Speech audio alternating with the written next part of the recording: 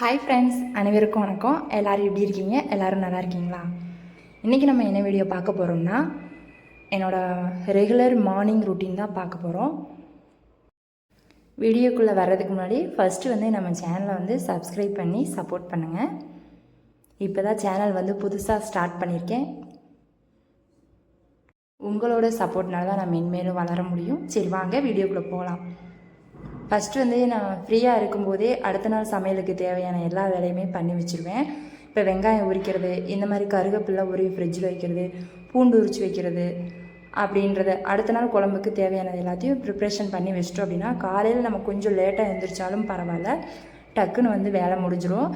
நாங்கள் ஃபஸ்ட் நாள் சந்தையில் அந்த கருவேப்பிலை வாங்கிட்டு வந்தோம். அதை அப்படியே கொத்தோடு உள்ளே வச்சுருந்தா டக்குன்னு எடுத்து சமைக்கிறப்ப போடுறதுக்கு கொஞ்சம் கஷ்டமாக இருக்கும். இந்த மாதிரி உருவி ஒரு பாட்டிலில் போட்டு வச்சிட்டோம் அப்படின்னா டக்குன்னு எடுத்து யூஸ் பண்ணிக்கிறதுக்கு ரொம்ப ஈஸியாக இருக்கும். சின்ன சின்ன டிப்ஸ் தான், இதெல்லாம் ஒரு வேலையாக நினைக்காதீங்க. அந்த டயத்தில் நம்ம பண்ணுறதுக்கு ரொம்ப ஈஸியாக இருக்கும். முடிஞ்சால் ட்ரை பண்ணி பாருங்கள்.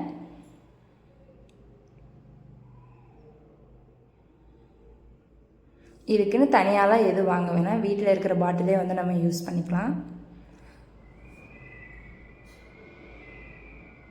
ஃபைனலாக எல்லாத்தையும் எடுத்து ஃப்ரிட்ஜில் ஸ்டோர் பண்ணி வச்சுட்டு இந்த நாள் இதோட முடிஞ்சு.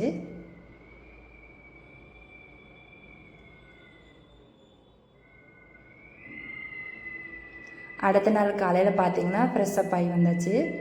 ஃபஸ்ட்டு வந்ததும் நான் ஐஸ் கட்டி எடுத்து தண்ணியில் போட்டு வச்சுருக்கேன்.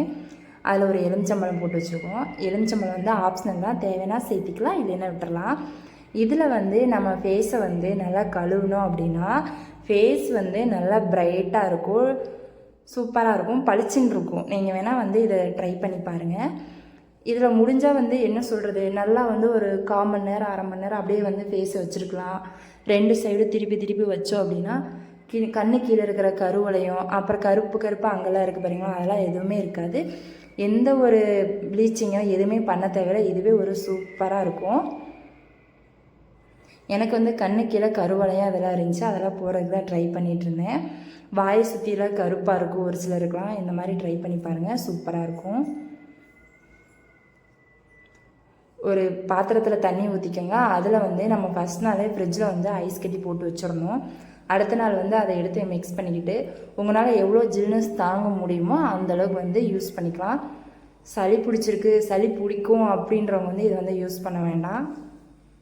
இந்த மாதிரி தான் நான் ஃபேஸ் இது பண்ணி எனக்கு அப்படி முழுசாக முங்குறதுக்கு பயம். அதனால் நான் இந்த மாதிரியே இந்த மெத்தடில் யூஸ் பண்ணிக்கிட்டேன். உங்களுக்கு டைம் கிடைக்கிறப்போ ரெகுலராக பண்ணிக்கிட்டு வரலாம், செம்ம ரிசல்ட்டாக இருக்கும்.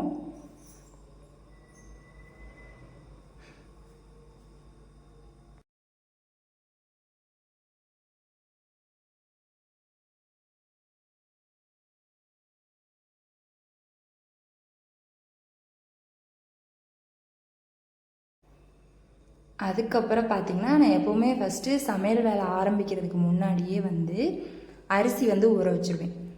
அப்போ தான் குழம்புக்கெல்லாம் எல்லாம் ரெடி பண்ணிவிட்டு சாப்பாடு வைக்கிறதுக்கு கரெக்டாக இருக்கும். நான் சாப்பாடு வைக்கும்போது பார்த்திங்கன்னா காலையில் டிஃபன் ஐட்டம் இருந்தால் மத்தியானத்துக்கு மட்டும் அது மத்தியானம் தனியாக சமைச்சுவேன். சப்போஸ் டிஃபன் ஐட்டம் இல்லை அப்படின்னா காலையில் மத்தியானத்துக்கும் 2 நேரத்துக்கும் சேர்த்து சாப்பாடு குழம்பு வச்சுருவோம்.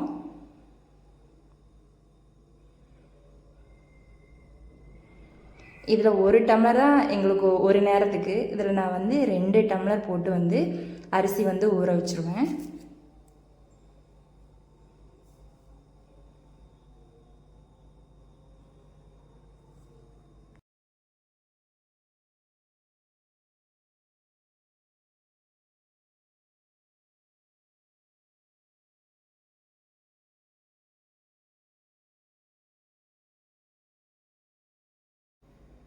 அவ்வளோதான். இது ஒரு 1/4 மணி நேரம் ஊறிச்சுன்னா நல்லா சூப்பராக ஊறிடும். சாப்பாடு நல்லா பொழுன்னு நல்லாயிருக்கும். இப்போ நான் காஃபி வைக்க போகிறேன். ஃபஸ்ட் நாள் பால் வாங்க மறந்துட்டோம். அதனால் இன்றைக்கி எனக்கு பிளாக் காஃபி தான். நான் மட்டும்தான் காஃபி குடிப்பேன். எங்கள் வீட்டில் காஃபி டீ எதுவுமே குடிக்க மாட்டாங்க. நான் மட்டும்தான். ஒரு ஆளுக்கு போட்டு குடிக்கிறதுனா கொஞ்சம் கஷ்டம்தான். இருந்தாலும் அந்த டீ காஃபி இல்லாமல் நம்மளால் அந்த நாளை ஸ்டார்ட் பண்ணவே முடியலையே. ஆனால் இப்போ தான் கொஞ்சம் கொஞ்சமாக கட் பண்ணி பார்க்குறேன். ஆனால் ட்ரை பண்ணிட்டு தான் இருக்கேன், இன்னும் விடலை.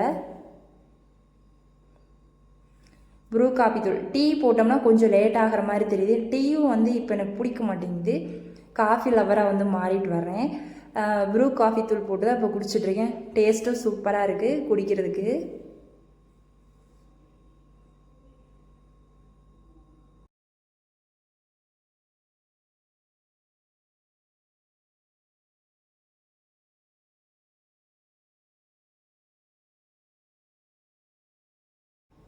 காஃபி சூப்பராக ரெடி ஆகிடுச்சு. நான் வந்து இந்த டம்ளரில் தான் இப்போ குடிச்சிட்ருக்கேன். இது வந்து பார்த்திங்கன்னா உள்ளே சில்வராக இருக்கும், வெளியில் வந்து பித்தளையாக இருக்கும். டம்ளர் வந்து சூப்பராக இருந்துச்சு.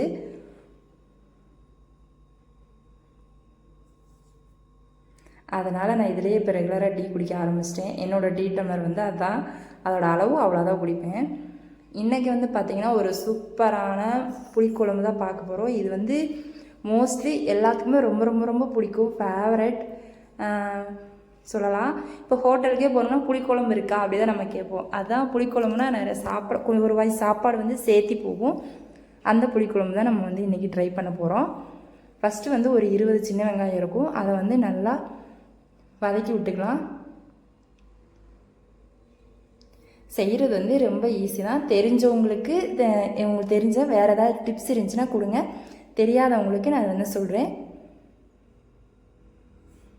நல்லா வதங்கினதுக்கப்புறமா ஒரு பூண்டு போட்டுடலாம். இது வந்து ஒரு 4 பேர் சாப்பிட்ற அளவு நான் சொல்கிறது எல்லாமே. சேர்த்ததுக்கப்புறமா ஒரு தக்காளி வந்து நல்லா கட் பண்ணி வச்சுருக்கேன். 1 அல்லது 2 தக்காளி கூட சேர்த்துக்கலாம். நல்லா கட் பண்ணி வச்சுருக்கேன். அதையும் வந்து மிக்ஸ் பண்ணி நல்லா வதங்கி வரட்டும்.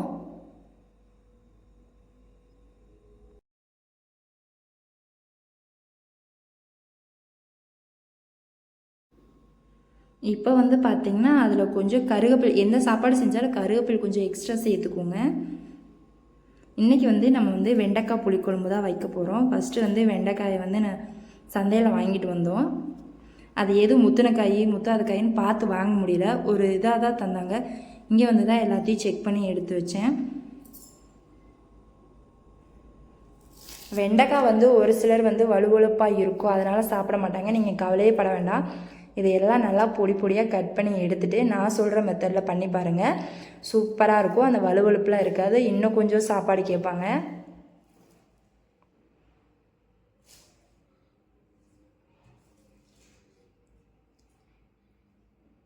ஃபஸ்ட்டு சாப்பாடு வச்சு விட்டுட்டேன். குழம்பு ரெடி பண்ணுறதுக்கு முன்னாடி சாப்பாடை வந்து வச்சு விட்டாச்சு. ஒரு சைடு அரிசி சாப்பாடு வெந்துட்டுருக்கு. அதுக்கப்புறம் பார்த்திங்கன்னா நான் அதில் வந்து தேங்காய், வெங்காயம், தக்காளி, பூண்டு எல்லாம் போட்டு வதக்கி எடுத்து அதை வந்து பேஸ்ட்டை வந்து அரைச்சி எடுத்து வச்சுக்கிட்டேன். இதை கட் பண்ணி ஒரு 5 நிமிஷம் வந்து அப்படியே உலர விட்டுட்டேன். இப்போ வந்து பார்த்திங்கன்னா இந்த பேனில் வந்து நம்ம வந்து ஃபஸ்ட்டு வந்து வெந்தயம் வந்து பொடி பண்ணி எடுத்துக்கலாம். புளிக்குழம்பு அப்படின்னாலே வெந்தயம் தான் மெயினாக வேணும். இதை வந்து எண்ணெயெல்லாம் ஊற்றாமல் நல்லா லைட்டாக வந்து ஒரு டீஸ்பூன் இல்லை 2 டீஸ்பூன் வந்து ரொம்ப போட்டுற வேண்டாம், வறுத்து எடுத்து தனியாக அதை பவுடர் பண்ணி வச்சுக்கலாம். இப்போ வந்து வெறும் கடாயில் இந்த வெண்டைக்காவை வந்து போட்டு வதக்கி விடலாம். பாருங்கள், இதில் எண்ணெயெல்லாம் எதுவும் சேர்த்த வேணாம். சிம்மில் வச்சு இதோட கலர் வந்து அடி பிடிக்காமல் கொஞ்சம் அந்த வலுவழுப்பு தன்மையெல்லாம் போகிறதுக்கு வந்து நல்லா வதக்கி விடுங்க.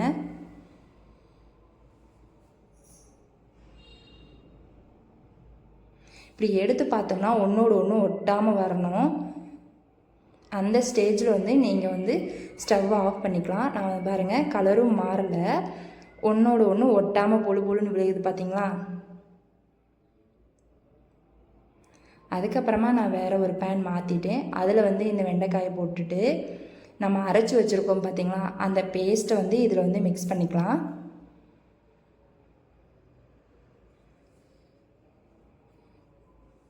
கொஞ்சமாக தண்ணி விட்டு அலசி ஊற்றிடலாம். நம்ம குழம்புக்கு வந்து எந்த அளவு தேவையோ அந்தளவு நீங்கள் தண்ணி விட்டுக்கோங்க. இப்போ வந்து இதில் வந்து கொஞ்சம் தேவையான அளவு வந்து உப்பு சேர்த்திருக்கேன். மிளகாத்தூள் பார்த்திங்கன்னா நான் ஒரே 1 டீஸ்பூன் தான், சாதாரணமாக குழம்புக்கு போடுற மிளகாத்தூள் தான் சேர்த்துருக்கேன். கொஞ்சமாக காரம் கம்மியாக இருக்கணும், உத்துணோண்டு கொஞ்சமாக ஒரு 1/4 டீஸ்பூன் கூட சேர்த்துருக்கோம். நல்லா கலக்கி விட்டுறலாம். இது வந்து பார்த்திங்கன்னா கொஞ்சம் வந்து நுரக்கட்டி வரும், கொதிக்கிற ஸ்டேஜும் இல்லாமல் கொஞ்சம் நுரக்கட்டி வரும்போது நம்ம வந்து பொடி பண்ணி வச்சுருக்கோம் பார்த்திங்களா வெந்தய பொடி, அதை வந்து இதில் வந்து மிக்ஸ் பண்ணிக்கலாம். இப்போ வந்து நான் எலுமிச்சம்பழத்துக்கும் ஒரு சின்ன குட்டி 1/4 எலுமிச்சம்பழம் சைஸ் அளவுக்கு புளி ஊற வச்சுருக்கிறேன். பாருங்கள், இந்த ஸ்டேஜில் வந்து நம்ம வறுத்து வச்சுருக்க பொடியை வந்து மிக்ஸ் பண்ணிக்கலாம்.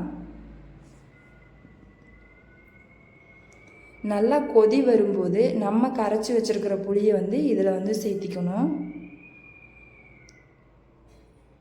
ஒரு கிளறிட்டிங்கன்னா நெக்ஸ்ட்டு வந்து அது கொஞ்சம் கொதிச்சு வரும். இந்த ஸ்டேஜில் வந்து கரைச்சி வச்சுருக்க புளியை வந்து சேர்த்திக்கலாம். ஃபைனலாக வந்து எல்லாமே கரெக்டாக உப்பு, காரம், புளிப்பு எல்லாம் கரெக்டாக இருக்கான்னு பார்த்து தாளித்து விட்டுட்டோம் அப்படின்னா சூப்பரான வெண்டைக்காய் புளிக்குழம்பு ரெடி. மறக்காமல் நீங்கள் இதை ட்ரை பண்ணி பாருங்கள். இதே மாதிரி நெக்ஸ்ட் ஒரு வீடியோவில் நான் உங்களை மீட் பண்ணுறேன். வீடியோ எப்படி இருந்துச்சுன்னு மறக்காமல் கமெண்ட் பண்ணுங்கள். ஓகே, பாய்.